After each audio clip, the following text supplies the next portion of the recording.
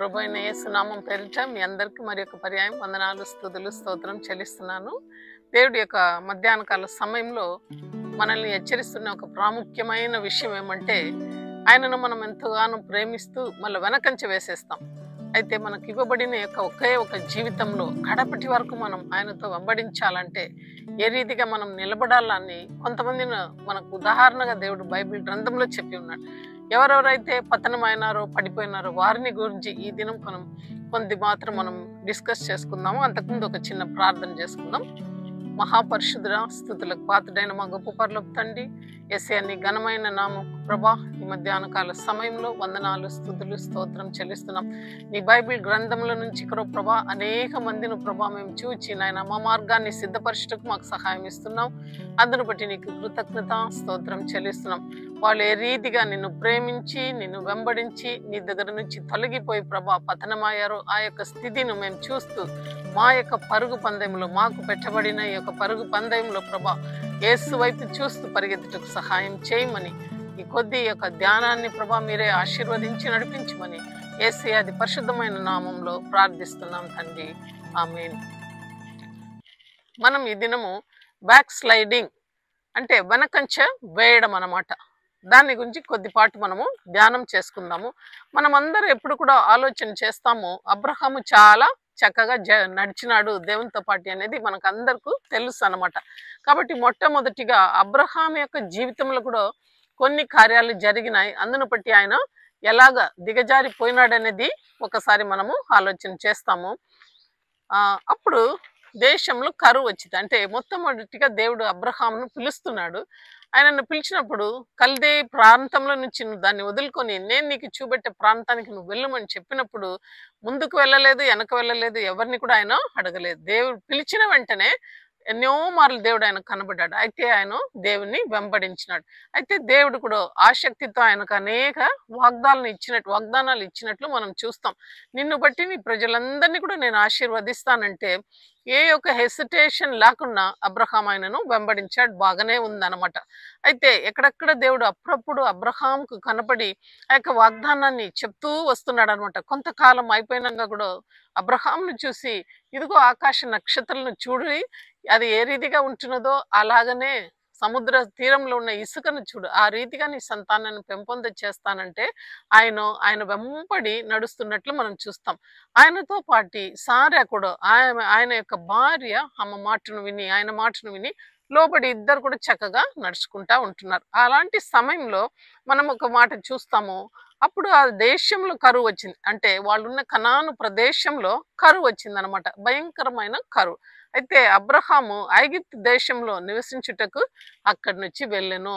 ఇదనమా మొట్టమొదటి ఆయన దిగజారడం. దేవుడైతే పిలిచిన స్థలం కనాన్ అయితే కనాన్ నుండి ఐగుప్తులోకి ఆయన తిరిగి రావడం ప్రారంభం చేస్తున్నాడు. చూడండి, ఒక పతనం అవుటకు డిసిషన్ ఆయన దేవుణ్ణి అడగల. ప్రతి ఒక్క విషయం కూడా దేవుణ్ణి అడిగి చిత్తం ప్రభా అని చెప్పి నడిచిన అబ్రహాము ఈ స్థలంలో కరువు భయంకరంగా ఉందే, ప్రభు నన్ను పోషిస్తాడు, ఆకాశం నక్షత్రం వల్లే నా బిడ్డలను ఇస్తానని సెలవిచ్చిన దేవుడు, నన్ను ఇంతవరకు ఈ ముసలి ప్రాయంలో 100 సంవత్సరం నన్ను నడిపించిన దేవుడు నన్ను పోషించడాని ఆలోచన ఆయనకు లేకపోయింది.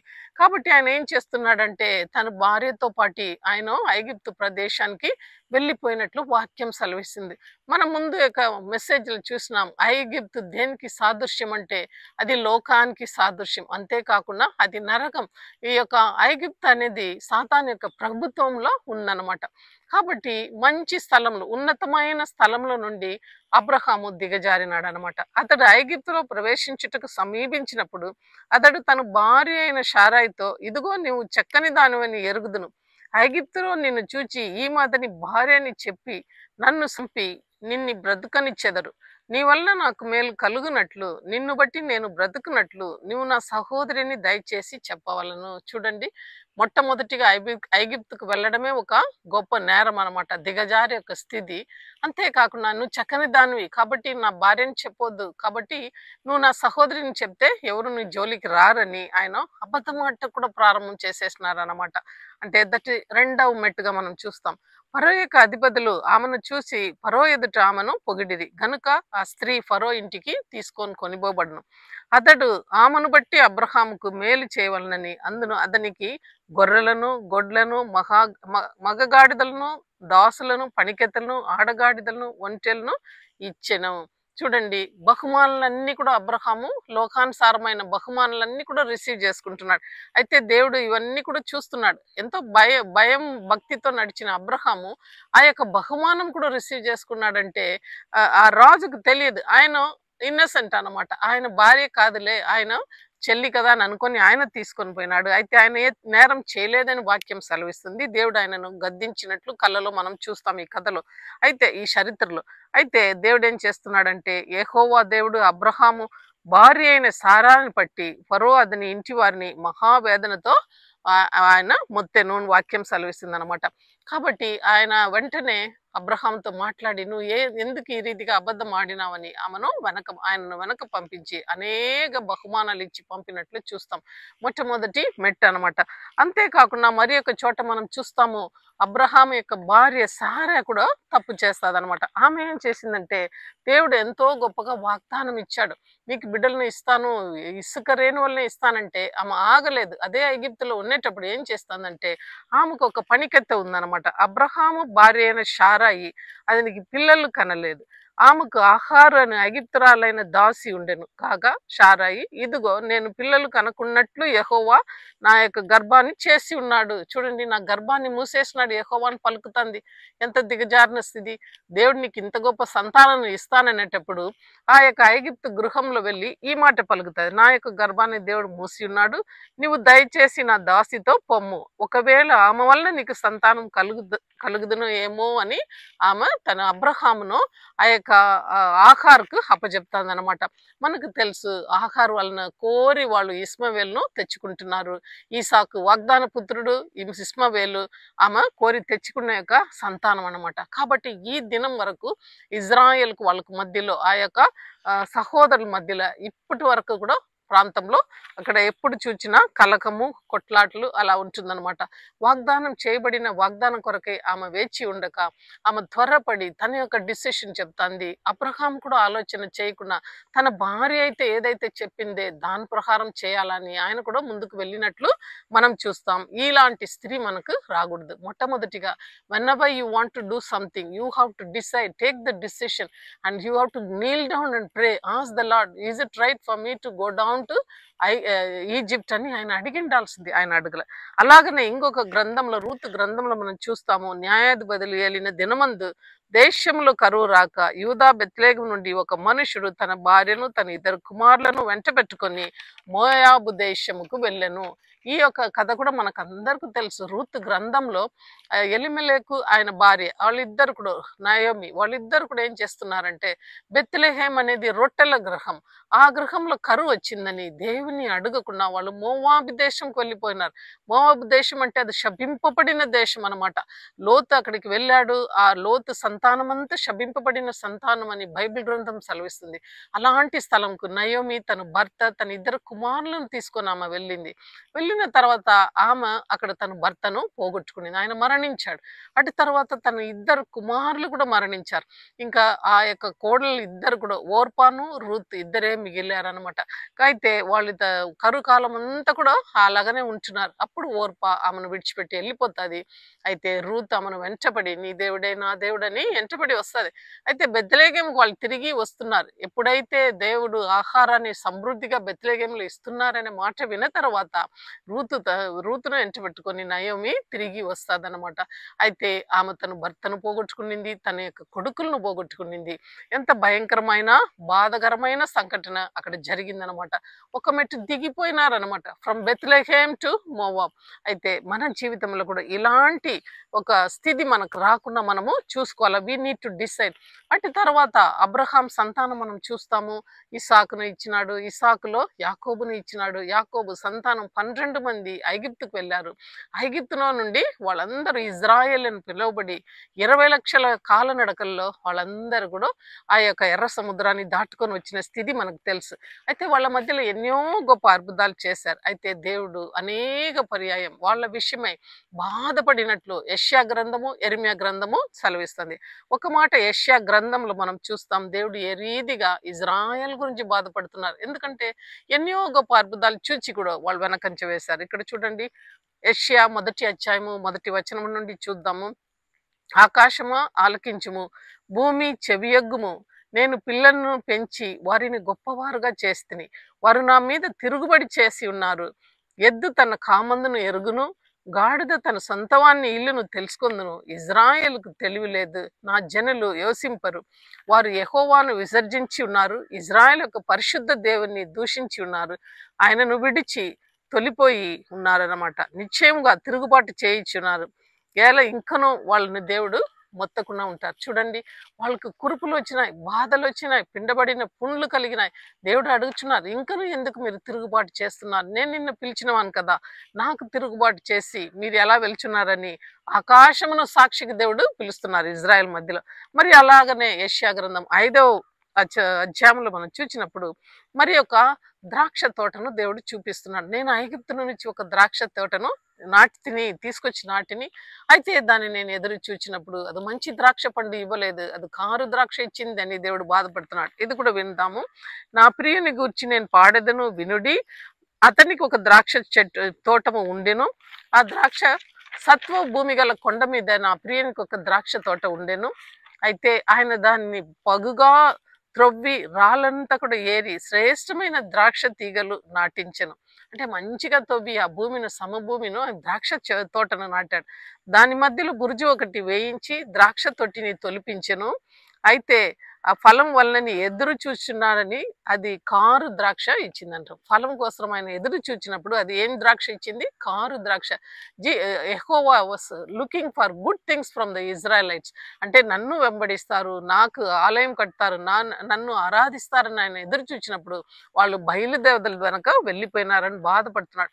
కావున యెరూషలేము నివాసులారా, యూదావారులారా, నా ద్రాక్ష తోట విషయమై నాకు న్యాయం చేయవలనని మిమ్మల్ని వేడుకుంటున్నాను. చూడండి ఎంత బాధకరం. ఆకాశం భూమిని సృష్టించిన దేవుడు అడుగుచున్నాడు, మరలా అడుగుచున్నాడు, యెరూషలేము నివాసులారా నాకు న్యాయం చేయండి, యూదావారులారా నాకు న్యాయం చేయండి. నేను ఈ ఇశ్రాయేలును పిలుచుకొని వచ్చిన వాళ్ళు ఏం చేస్తున్నారు? నా ద్రాక్ష తోట విషయమే నాకు న్యాయం తీర్చుడి అని ఆయన మొర్రబెట్టుచున్నాడు. నేను నా ద్రాక్ష తోటకు చేసిన దానికంటేను మరి ఏమి చేయగలుగుతాను? ఇంతకంటేను నేను ఏం చేయగలుగుతాను అంటున్నాడు. చూడండి, many times we also have to question. మనకెంతో మేలు చేసింటాడు, అన్ని అనుభవించి ఏదైనా ఒక్కటి లోటు వచ్చింటే ఎక్కడ ఉన్నాడు దేవుడు, ఏం చేసినాడు అని దిగదారి చెంది మనం కూడా వెళ్ళిపోతున్నాం. కాబట్టి ఇక్కడ దేవుడే బాధపడుతున్నాడు. నా ద్రాక్ష తోట చేసిన దానికంటే నేను ఇంకేం చేయగలుగుతాను? ఎంత చేశాడండి ఇజ్రాయెల్కు అరణ్యంలో మన్నా తెల్లవారను పొయ్యి ముట్టించకుండానే నీకు మన్నా వచ్చి పడుతుంది అనమాట. ఆ యొక్క పూరేళ్ళు వచ్చి పడుతుంది. ఒక్కరోజు 2 రోజు కాదు, 40 సంవత్సరం వాళ్ళు తినారనమాట.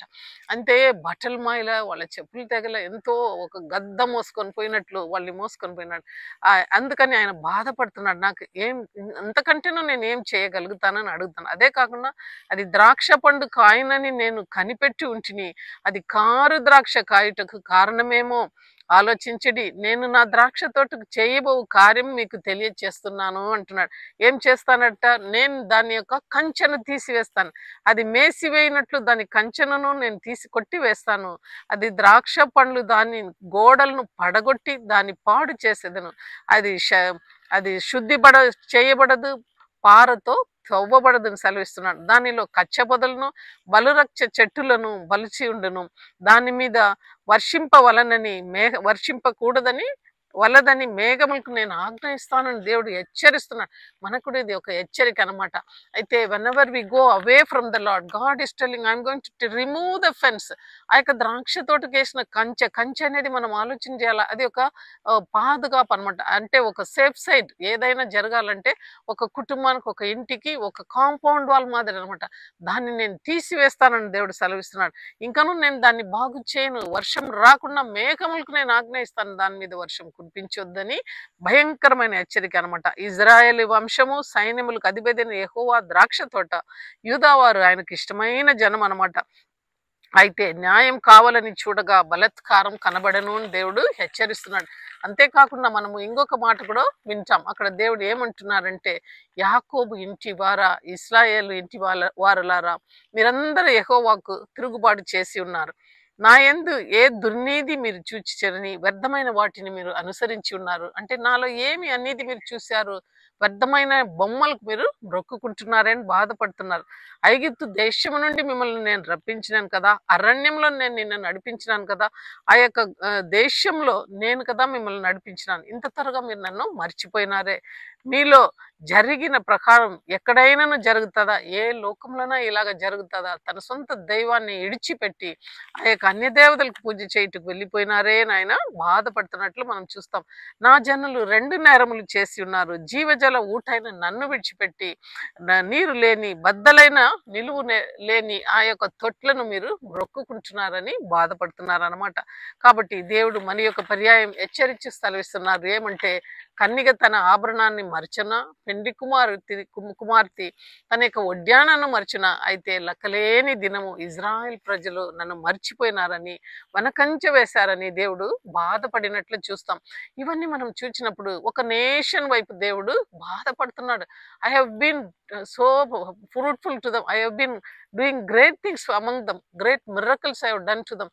అవన్నీ కూడా మర్చిపోయి వెనకంచె వేసిపోయినారని చాలా బాధపడుతూ యెషయా ప్రవక్త యెరెమయా కన్నీళ్లతో రాస్తున్నారనమాట.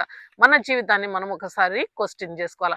అలాగనే రాజుల గ్రంథంలో వచ్చినప్పుడు రాజైన సౌలు ఏం చేశాడంటే 40 సంవత్సరం బాగానే పరిపాలన చేశాడు. అయితే అమలేకీయుల దగ్గర వెళ్ళినప్పుడు అమలేకీయుల దగ్గర ఉన్న ఆ యొక్క క్రొవ్విన ఆ యొక్క మేకలను, ఎద్దులను అన్ని కూడా తీసుకొచ్చి ఆయన యొక్క పొలంలో దాచిపెట్టాడు అనమాట. దేవుడు ఒక మాట చెప్తే దానికి విరుద్ధంగా చేశాడు. అప్పుడు దేవుడు ఈ మాట పలుకుతున్నాడు, సౌలు నన్ను అనుసరింపక వెనుకకు తీసి నా ఆజ్ఞలను కైకొనకపోయాను గనుక అది నీ రాజుగా నిర్ణయించినందుకు నేను పశ్చాత్తాపపడుచున్నాను. అందుకు సమూయేలు యెహోవా దగ్గర రాత్రి అంతా కూడా మొరపెట్టి ఏడ్చినాడు అనమాట. సమూయేలు ప్రవక్త ఏడుస్తున్నాడు, ప్రభా ఈ రాజు ఇలా చేస్తున్నాడంటే, అయితే నేను తీసుకున్న నిర్ణయమే దేవుడు సెలవిస్తున్నాడు. ఆయనను రాజుగా ఉండుటకు నేను వీలు లేదు, ఆయన నేను తొలగించినాను, ఎందుకంటే నేను చెప్పిన ప్రకారం ఆయన నడవలేదని సెలవిస్తున్నాడు. అలాగనే ఇంకొక మాటను రాజుల గ్రంథంలోనే మనం చూస్తాం. గొప్ప రాజుగా మనం అందరూ అనుకున్న సొలొమోను రాజు అన్నమాట. సొలొమోను రాజు ఆ యొక్క యెరూషలేము దేవాలయాన్ని కట్టి 22,000 ఆ యొక్క ఎడ్లను ఆయన బలి అర్పించినాడు. 12,000 గొర్రె పిల్లల్ని కూడా ఆయన బలి అర్పించినట్లు యొక్క వాక్యం సెలవిస్తుంది. ఆ యొక్క పండుగ 7 దినములు వాళ్ళు జరిపించారనమాట. చక్కని ఒక ప్రార్థన ఆయన చేస్తున్నాడు. ఆకాశం నుండి ఈ యొక్క పట్టణాన్ని, ఈ యొక్క స్థలమును తేరిచూడు, ఇజ్రాయెల్ చెదరిపోయిన వాళ్ళు ఎక్కడ ఉన్నా వాళ్ళని పలు దిక్కుల నుంచి నువ్వు తీసుకొని ఈ యొక్క రాజ్యంకి తీసుకురాలా ప్రభా. ఇక్కడ నుండి వాళ్ళు మొరపెట్టినప్పుడు నువ్వు ఆకాశానికి ఆజ్ఞ ఇచ్చి వర్షం కురిపించాలా, సకాలానికి వాళ్ళని ఆదుకోవాలా, వాళ్ళు అన్ని దేశంలో కష్టపడినప్పుడు వాళ్ళ మొరను ఆలకించాలని ఎంతో గొప్పగా విజ్ఞాపన చేసి బలులు అర్పించి 7 దినములు పండుగ జరిపిస్తాడు. అయితే ఆ ఆలయంలో దేవుని యొక్క మహిమతో ఆలయము నిండుకొని ఉంటున్నది. ఈ మాట దేవుడు పలుకుతున్నాడు. అతనితో ఇలాగ సెలవిచ్చెను, నా సమూహమందు నువ్వు చేసిన ప్రార్థన విన్నపములు నేను అంగీకరించి తిని నా నామమునకు అక్కడ సదాకాలము ఉండునట్లు నీవు కట్టించిన ఈ మందిరము పరిచి ఉన్నాను. నా దృష్టి, నా మనస్సు ఎల్లప్పుడూ ఆ యొక్క ఆలయం మీద నేను ఉంచుతానని సెలవిచ్చినాడు అనమాట. అంత గొప్పగా ఉన్న యొక్క సొలొమోను ఎలాగ దిగజారిపోయాడు చూడండి. అన్య దేవతలను పూజించే ఆ యొక్క స్త్రీలను ఆయన వివాహం ఆడాడు. దాదాపు 700 మందిని వివాహం ఆడాడని వాక్యం సెలవిస్తుంది. అతని భార్యలు ఆయన హృదయమును ఇతరుల దేవతల తట్టు తిప్పగా అతని తండ్రి అయిన దావీదు హృదయం వల్లనే అతని హృదయం దేవుడైన యెహోవా ఎడల యథార్థంగా ఉండలేదు. చూడండి, ఆయన తండ్రి దావీదు యథార్థంగా దేవుని ప్రేమించి హృదయానుసారంగా నా హృదయానికి నచ్చిన వాడుని దేవుడు సెలవిస్తున్నాడు, అలాగ నడిచాడు. అయితే సొలొమోను అలా కొంతకాలం తన జ్ఞానంతో ఆయన బాగా పరిపాలన చేసినాడు. అయితే అన్ని దేవతలను పూజ చేసే స్త్రీలను వివాహం ఆడాడు అనమాట. సొలొమోను అష్టరోతు అను సీదోని దేవతను, మల్హోము అను అమోన్య దేవతను ఆయన వాళ్ళని అనుసరించి వచ్చినాడు. వాళ్ళకి ఆయన బలిపీఠం కట్టినాడు, పూజలు చేసినాడని వాక్యం సెలవిస్తుంది.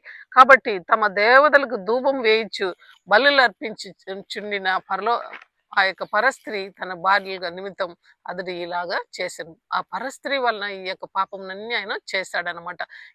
ఎంత దిగజారిన స్త్రీ చూడండి. యెరూషలేము పట్టణం ఎక్కడ ఉంటున్నది, యెరూషలేము దేవాలయ మహిమ ఎలాగ ఉంటున్నది, అక్కడి నుంచి ఆయన అష్టరోత్ అనే దేవతకు పూజ చేస్తున్నాడు, బలిపీఠం కడుతున్నాడు. స్లైడింగ్, బ్యాక్ స్లైడింగ్ అన్నమాట. అలాంటి జీవితం మనకు కూడా కొన్నిసార్లు జరిగిపోతుంది. ఎందుకంటే కొంతమంది డబ్బు చూసి దేవుని వదిలి పక్కకు పరిగెత్తుతారు. కొంతమంది అయితే స్టాటస్ చూసి పరిగెత్తారు. ఇక్కడ బాగుంటున్నది, నువ్వు హిందుని రాసుకుని నీకు ఇది ఇస్తాము అది ఇస్తామని ఏదో సలహాలు చెప్తున్నారు. అవన్నీ కూడా విని దిగజారిపోయే స్థితిలో ప్రజలు ఉంటున్నారు అన్నమాట. అయితే సంసోను యొక్క పతనం కూడా మనము చూస్తాం. అక్కడ సంసోను చూస్తే ఆయన యొక్క పుట్టుక ఎలాగ ఉంటున్నదంటే, సంసోను నీవు గర్భవతి కుమారుని కనుదువు, అతని తల మీద మంగళకత్తి వేయకూడదు, ఆయన గర్భమును పుట్టినది మొదలుకొని దేవునికి నాజీరు చేయబడిన వాడై ఫిలిస్తీన్ల చేతిలో నుండి ఇశ్రాయేలును రక్షింప మొదలు పెట్టునని ఆమెతో చెప్పెను. అయితే సంసోను యొక్క తల్లితో దేవదూత వచ్చి చెప్తాది, నీ కడుపులో పుట్టబోయే బిడ్డ చాలా గొప్పవాడు, పరిశుద్ధాత్మ ప్రేరేపణతో ఆయన పుట్టుచున్నాడు, మంగళకత్తి ఆయన తల మీద పెట్టకూడదు, దేవునికి నాజూరు చేయబడిన ఆయన అని సెలవిస్తుంది. ఆమె కడుపులో ఉండేటప్పుడు నువ్వు ద్రాక్షరసం కానీ అపవిత్రమైనది ఏది కూడా తినకూడదని సెలవిస్తున్నాను అనమాట. అలాగ పుట్టిన బిడ్డ అప్పుడు సంసోను తన తల్లిదండ్రులతో కూడా తిమ్నావుకు పోయి తిమ్నాతుకు ద్రాక్ష తోటల వరకు వచ్చినప్పుడు ఒక కొదమ సింహము ఒకటి అతని ఎదుట వచ్చినప్పుడు బొబ్బరించి వచ్చెను. యెహోవా ఆత్మ అతని ప్రేరేపింపగా అతని చేతిలో ఏమీ లేకపోయినో ఒకడు మేక పిల్లను చీల్చినట్లు అతను దాన్ని చీల్చెను. చూడండి ఎంత గొప్ప ఆత్మ, ఆయన బలంతో వస్తున్నాడు. ఎందుకు సంసోను దేవుడు ఎన్నుకున్నాడంటే ఫిలిస్తీన్ చేతుల నుంచి ఇజ్రాయేల్ ప్రజలు విడిపించాలని సంసోను ఏర్పరచుకోబడినాడు. ఇంకొకసారి ఏం జరుగుతుందంటే, అతడు లేగీకి వచ్చే వరకు ఫిలిస్తీన్లు అతనిని ఎదుర్కొని కేకలు వేయగా యెహోవా ఆత్మ అతని మీదకి బలముగా వచ్చిందున అతని చేతిలో కట్టబడిన ఆ యొక్క తాళ్ళు అగ్ని చేత కాల్చబడిన జనపనారు వలె ఆయన సంగలను అతని చేతిలో నుండి ఊడిపోయిన. అతడు గాడిద యొక్క పచ్చ దవడ ఎముకలను తీసుకొని ఆయన 1000 మందిను ఒకే మనిషి చంపివేసాను వాక్యం సెలవుతుంది. చూడండి, పచ్చి గాడిద ఎముకను తీసుకొని ఆయన 1000 మందిని చంపినాడు అనమాట. ఆమె సంసోను అలాగా ఆయన ఉండేటప్పుడు ఒకానప్పుడు ఒక స్త్రీ వెనక ఆయన డిలైలా అనే ఆమె వెనక పడిపోయినట్లు 2 సార్లు బలమైన ఆత్మ ఆయన మీదకి వచ్చినట్లు వాక్యం సెలవిస్తుంది. ఒకసారి సింహంను చీల్చాడు, ఒకసారి గాడిద ఎముకతో 1000 మందిని చంపాడు. అలాంటి గొప్పవాడు ఒక స్త్రీ వలలో పడిపోయాడు అనమాట.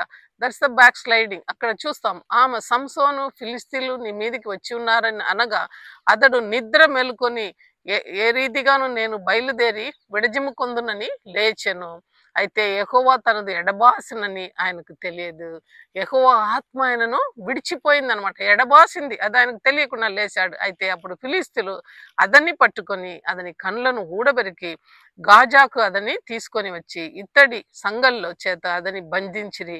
అతడు బందీ గృహంలో తిరగలి విసురువాడాయను. చూడండి ఎంత బాధకరమైన స్థలం. అంటే ఎంతో పరిశుద్ధాత్మ ప్రేరేపణతో పుట్టవలసిన ఒక బిడ్డ పుట్టినాడు. అయితే యెహోవా ఆత్మ బలంగా ఆయన మీద పని చేసింది. స్త్రీ వలన పతనం అయిందనమాట. It's a back sliding. అయితే అటువంటి జీవితాన్ని కూడా దేవుడు మన ఎదుట పెట్టాడు. అయితే ఇంకా కొత్త నిబంధనలు మనం చూస్తే మనందరికీ తెలుసు, ఎంతో ప్రేమగా ఉన్న పేతురు ఏం చేశాడంటే దేవుణ్ణి ముమ్మారు బొంగించినాడు. చూడండి, దేవుడు మాట్లాడుతున్నాడు, నేను శిలువ మరణం పొందుతానని సెలవిచ్చినప్పుడు అతడు ప్రభువా నీతో కూడా సరలోనికి మరణము కంటేను వెళ్ళుటకు నేను సిద్ధముగా ఉన్నానని ఆయనతో అనగా ఆయన పేతురు నీవు నన్ను ఎరుగనని ముమ్మారు చెప్పు వరకు నేడు కోడి కొయ్యదని నీతో చెప్పుచున్నాను. ఎంత ఘోరం చూడండి. నూతన గ్రంథంలో కూడా పేతురును మనకు దేవుడు చూపించాడు. ఆ యొక్క పేతురు కూడా ఎంతో ప్రేమతో నేను చెరచాలుకునే వస్తాను, మరణమైనా కూడా నీతో ఉంటాను ప్రభా అని ఆయన చెప్తుంటే ఈ రోజు రాత్రి కోడి కొయ్యక ముందే ముమ్మారు నువ్వు నన్ను వంగిస్తావని దేవుడు సెలవిస్తున్నాడు. అది జరిగినది మనకు తెలుసు అనమాట. అయితే దేవుడు ఆయనను విడిచిపెట్టలేదు, మరలా ఆయనను ప్రేమించి దగ్గర తీసుకొని తన మందలను ఖాయమంటున్నాడు. మరి 2 తిమోతి 4:10 కూడా తేమాను ఒకడు ఉన్నాడు. అయితే పౌలు ఏమంటున్నాడంటే తేమా ఈ లోకాన్ని స్నేహించి నన్ను విడిచి తెసలోనికి వెళ్ళిపోయిను అని పౌలు హెచ్చరిస్తున్నాడు. తేమా కొంతవరకు నాతో ఉన్నాడు, అయితే తేమా కూడా వెళ్ళిపోయినాడని పౌలు రిపోర్ట్ చేస్తున్నాడు. చూడండి, ఇవన్నీ మనం చూసినప్పుడు మనము మన జీవితంలో మనల్ని సరి చేసుకోవాలా. అయితే పద్మస్ దీపం నుండి ఆ యొక్క రెవల్యూషన్ మనం చూస్తే మొదటి సంఘానికి ఆ యొక్క ఆత్మ చెప్పుచున్న మాట సెవిగలవాడు వినును గాక అనే మాట అక్కడ చక్కగా రాయబడి ఉంటున్నది. అది చూస్తే ఏమంటున్నారంటే నీ మొదటి ప్రేమ నుండి తొలగిపోయినావని నిన్ను బట్టి నాకు ఒక బాధ ఉంటున్నది. చూడండి, అయితే ఆ మాట రాస్తున్నారన్నమాట. మొదటి ప్రేమను తిరిగి తీసుకురమ్మని దేవుడు అడుగుతున్నాడు. ఎక్కడి నుంచి నువ్వు దిగజారిపోయినావో ఆ మొదటి ప్రేమలో నువ్వు రావాలని సంఘంను చూచి హెచ్చరిస్తున్నాడు. చూడండి ఈ వాక్యం కూడా చదువుదాము. రెవల్యూషన్ 2nd chapter 4 అన్నమాట. ఆయనను మొదట నీకుండిన ప్రేమను నీవు వదిలితివని నేను నీ మీద తప్పు ఒకటి మోపవలసి ఉన్నది. నీవు ఏ స్థితిలో నుండి పడిపోతివో ఆ జ్ఞాపకం చేసుకుమని మారు మనస్సు పొంది ఆ మొదటి క్రియలను చేయము. అట్లు నువ్వు చేసి నీవు మారు మనసు పొందితే సరి, లేని ఎడల నేను నీ యొద్దకు వచ్చి నీ దీపస్తంభమును దాని చోట నుండి తీసివేతును. చూడండి ఎంత భయంకరము. నీ నుండి నీ దీపస్తంభాన్ని తీసివేస్తానంటే ప్రాణం పోయినట్లే. కాబట్టి if God is all the time talking to us, we need to listen to his voice అనమాట. లోకం వైపు మన చెవులను మనం పెట్టకూడదు. ఇవన్నీ కూడా మనకు హెచ్చరికగా ఉంటున్నది. చూడండి మొదటి యోహాను 2:15 ఇలాగ సెలవిస్తుంది. ఈ లోకమైనను లోకములో ఉన్న వాటి అయినను ప్రేమించకుడి. ఎవడైనను లోకమును ప్రేమించిన ఎడల తండ్రి ప్రేమ వానిలో నిలిచి ఉండదని దేవుడు హెచ్చరిస్తున్నాడు. మరి ఇంకొక హెచ్చరిక సామెత్య గ్రంథము 26:11 as a dog goes back to the vomit so a fool repeats his sin అన్నమాట. ఇక్కడ ఏమంటే తన యొక్క కక్కిన దాన్ని మరలా కనపరుచుకొని మూర్ఖుడు ఎలాగా వెలుచున్నాడో అలాగా మనము వెళ్ళకూడదని సామెత్య గ్రంథము హెచ్చరిస్తుంది. అంతేకాకుండా సంఘంగా మనం చేరి వచ్చే మానక ప్రతిరోజు కూడా మనము సహవాసంలో ఉండాలా. ఎబ్రీ పత్రిక 10:25 సెలవిస్తుంది. కొందరు మానుకొనున్నట్లు సమాజంగా కూడుట మానక ఒకరికొకరు హెచ్చరిస్తూ ఆ దినము సమీపించే వరకు మీరు చూచిన కొలది మరి ఎక్కువ అలాగు చేయొచ్చు ప్రేమ చూపించు సహకార్యములు చేయుటకును ఒకరికొకరు పురిగొల్పవలనని హెచ్చరిస్తున్నానని పౌలు సెలవిస్తున్నాడు. ఇవన్నీ మన కాషన్ అన్నమాట. కాబట్టి ఈ లోకంలో మనం పడిపోకూడదు. మరి ఒక లాస్ట్ మాట ఏమంటున్నాడంటే నాశనానికి ముందు గర్వం నడుచును, పడిపోవటకు ముందు అహంకార మనసు కలుగుతుంది అని సెలవిస్తున్నాడు. కాబట్టి we need to check our selfs whether we are running the race correctly, whether we are hearing the word of God, whether we are listening to the small voice of the Holy Spirit. ఒకవేళ తప్పుడు అడుగులు పెడితే మనం బ్యాక్ స్లైడ్ అవుతున్నామా అని మనల్ని మనం check చేసుకోవాలి. Back sliding లో మెయిన్ సిమ్టమ్ ఏమంటే నీకు సహవాసం ఇష్టం ఉండదు, ఆ వాక్య తపన ఆ యొక్క ఆసక్తి వాక్యం మీద ఉండదు, ప్రార్థన ఇష్టం ఉండదు, దేవుని యొక్క బిడ్డలతో కలుస్తామని నీకు ఇష్టం ఉండదు. ఎప్పుడైతే నీకు అలాగ ఉందో నువ్వు ఐగుప్తును ఆశిస్తావని వాక్యం సెలవిస్తుంది. So if you have Egypt in your heart you cannot go after God అనమాట. మనం ఒకవేళ ఐగుప్తునన్నా కోరుకోవాలా, అయితే పరమ కణాన్నన్నా కొనుక్కోవాలా. పరమ కణాన్ని కోరుకోవాలంటే కొలెషి పత్రిక 3:1 సెలవిస్తుంది.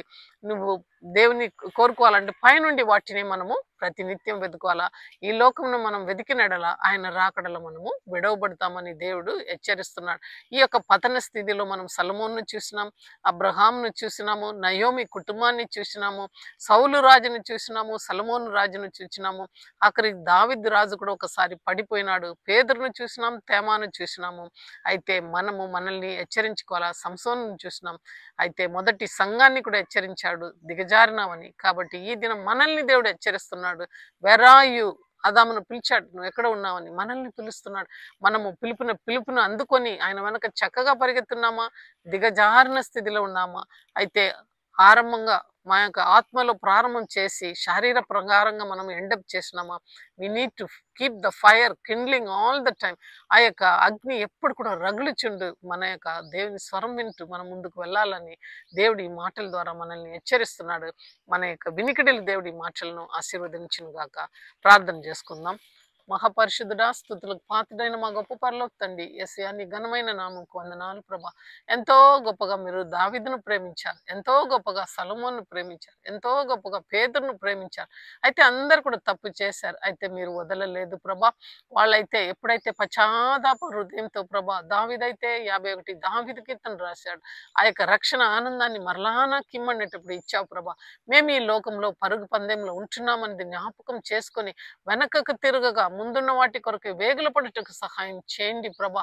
నీ మార్గంలో చూటిగా నడుచుటకు నీ వాక్యం ఇచ్చావు, నీ పరిశుద్ధాత్మను మా హృదయంలో మీరు పెట్టి ప్రభా ప్రతి నిత్యం మీరు మాట్లాడుచున్నారు.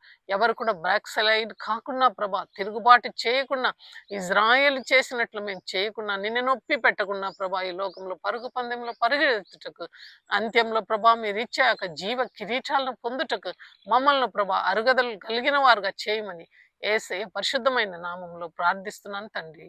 ఆమేన్.